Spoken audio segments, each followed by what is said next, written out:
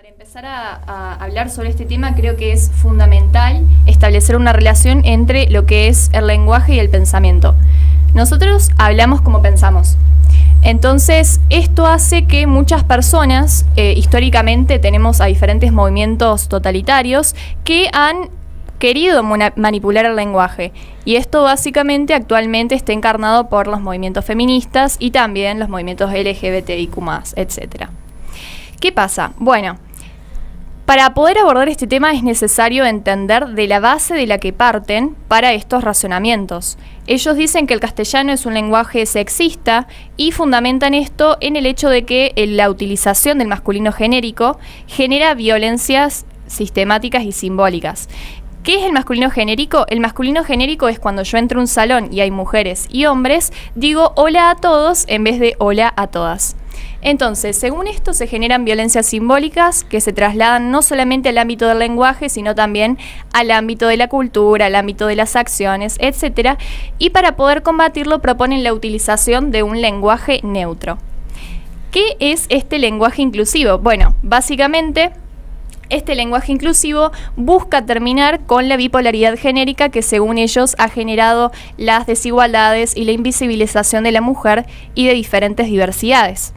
Es de esta manera que se han creado diferentes alternativas para propugnar una inclusión, sería. La primera de ellas fue el arroba. El arroba acarreaba varios problemas por el hecho de que no formaba parte del abecedario y era impronunciable. Lo mismo pasó con la X. Y luego nos encontramos con el desdoblamiento. El desdoblamiento es la técnica que utilizan los políticos de hoy en día cuando dicen hola a todos y a todas, diputados y diputadas, senadores y senadoras, algo totalmente irrelevante. Pero ¿qué pasa? Bueno, luego aparece el famoso uso de la E. La E, ¿cuál es su propósito? Se busca sustituir las terminaciones O y A por una E en miras de dar cuentas de la mujer y de otras diversidades que según ellos han sido invisibilizadas. De esta manera creo que es importante preguntarnos, ¿puede un cambio morfológico motivar la inclusión? Bueno, hay dos ejemplos que considero fundamentales y que dan la respuesta a esta pregunta. El primer caso es el del árabe clásico. El árabe clásico utiliza el femenino genérico. ¿Qué es esto? Es al revés que el español.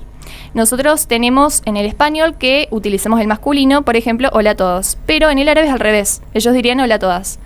Y por otra parte tenemos el caso del swahili. El swahili es un lenguaje africano que se utiliza en Kenia, en Uganda y en Tanzania, que es genéricamente neutral, pero nos encontramos con que estos países tienen los índices de mutilación genital femenina más altos del mundo. Es así con que, bueno, se caería, digamos, esta teoría del lenguaje inclusivo, pero también nos encontramos con que dicha teoría es tremendamente exclusivista y además elitista. ¿Por qué? Porque para utilizarlo se necesita de una alta conciencia gramatical, es decir, uno debe poseer la capacidad de coordinar los determinantes, los adjetivos y los sustantivos, y esto no está a disposición de toda la sociedad, sino solamente de esta clase altamente escolarizada y minoritaria que pretende imponerlo.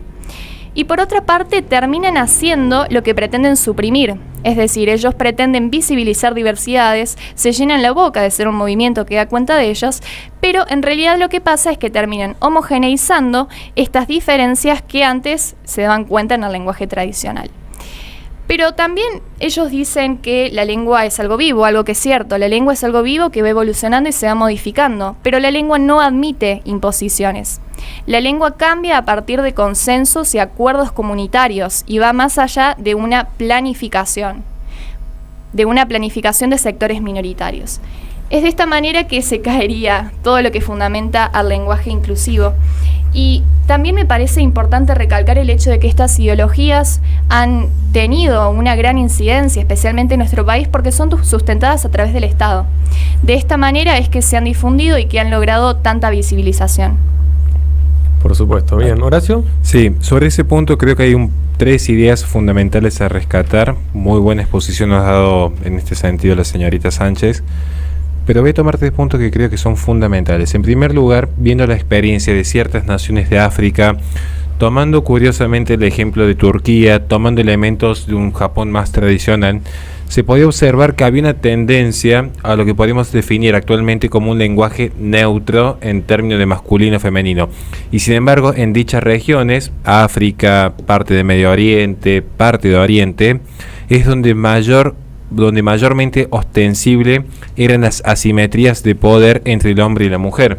Es decir, si uno pretende, mediante el lenguaje inclusivo, eliminar dichas asimetrías, la propia experiencia de la historia ha demostrado que de nada sirve. En segundo lugar, segunda idea es, el lenguaje inclusivo claramente que atenta contra lo que es la economía del lenguaje. Y esto es fundamental, porque la economía del lenguaje surge a partir del orden espontáneo, y ciertamente el lenguaje es principio fundante de la cultura. No se puede entender la cultura sin el lenguaje, sin el discurso. Así pues, atentar contra la economía del lenguaje es atentar contra la propia cultura, y eso hace a la identidad de la persona. Se recuerden, si no, la concepción de Ortega y Gasset: yo soy yo y mis circunstancias. Incluso en términos de Heidegger, cuando el hombre es arrojado al mundo, el hombre ya pertenece, el hombre habita este mundo, y a partir de allí se crean consensos. Y como diría Russell Kirk, capítulo 2, ¿qué significa ser conservador? El verdadero principio de la diversidad atiende justamente a respetar las tradiciones de cada comunidad, porque en el tercer punto que quiero rescatar, que el lenguaje inclusivo es en realidad un idiolecto, es decir, es una formación autoritaria, privatista, elitista, como bien has marcado ella, de una determinada minoría, curiosamente ilustrada. Recuerden siempre lo que hablamos de los iluminados de Harvard, que intentan imponer la propia forma del habla. Es decir, yo particularmente podría tener una determinada forma de expresarme, por ejemplo, en las redes sociales, utilizando ciertos adjetivos o, por ejemplo, tomando ciertas abreviaciones. Pero no podría pretender la imposición, porque justamente si el lenguaje es una cultura viva, es una cultura que pervive entre los habitantes y que se genera en orden espontáneo, no mediante la articulación forzada. Entonces, si uno tiene que forzar una determinada forma de discurso, ya no se puede hablar propiamente del lenguaje. En todo caso, es un código de programación, a lo que sí apunta esta nueva lengua que se intenta imponer en términos globales, porque el fin último es justamente un igualitarismo propio de la Revolución Francesa, que se ha orquestado a nivel global ya. ¿Por qué decimos esto? Porque fíjense que este proyecto igualitarista tiene una particularidad. Tomemos el ejemplo específico de la letra E para ya cerrar mi participación. ¿Por qué la letra E? Porque si se hablaba de la letra O o la letra U, era masculinizante, y si se hablaba de la letra A o la letra I, era feminizante. Y lo curiosamente es que los mismos que niegan que no existe la división entre lo masculino y lo femenino, sino que todo debería ser neutro, son los que realmente reconocen que aún en las propias palabras hay una tendencia a lo sutil y lo delicado en lo femenino, y a lo más grueso en lo masculino. Aún así están reconociendo que hay diferencias que son naturales y que no se pueden soslayar simplemente con modificar artificialmente las palabras.